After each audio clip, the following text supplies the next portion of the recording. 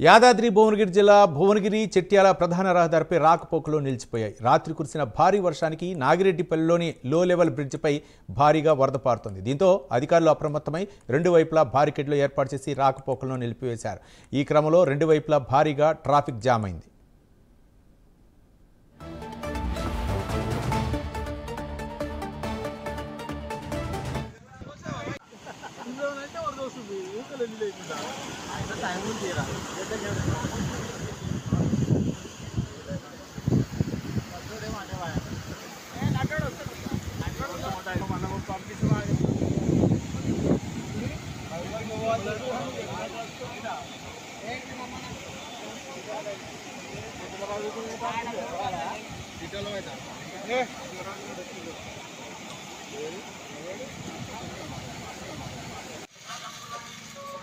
దూరం